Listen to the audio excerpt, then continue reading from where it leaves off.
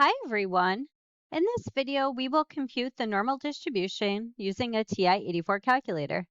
A bag of cookies is underweight if it weighs less than 250 grams.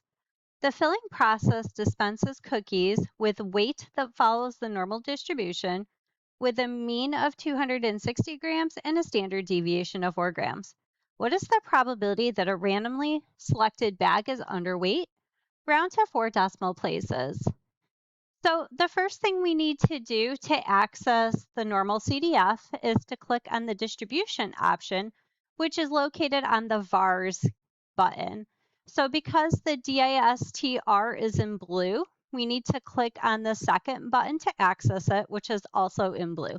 So we'll click on second, VARs, and then from here, normal CDF is option number 2. So we will arrow down and click on enter. Now, by default, the calculator brought up the lower bound to be -1 e to the 99. That is okay to leave in here. That is a really, really small number, which is what we're looking for in this example for our lower bound. We can also enter in -9,999, which was given in the problem, and we'll still get the same answer. Now we're going to arrow down to our upper bound, which was given as 250. We're going to arrow down to the population mean, which is 260. And then we're going to arrow down to the population standard deviation, which is 4. Now, some older calculators may not have popped up with this option first. If that's the case, I'll show you in a second what you need to do with your calculator. From here, we're going to arrow down and click on paste.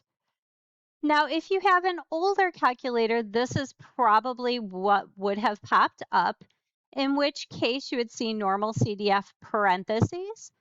The first thing that we enter is the lower bound. So again, a really small number, so -9,999, comma, the x value, which is 250, comma, the mean, which is 260, comma, 4, which is the standard deviation, and then close the parentheses.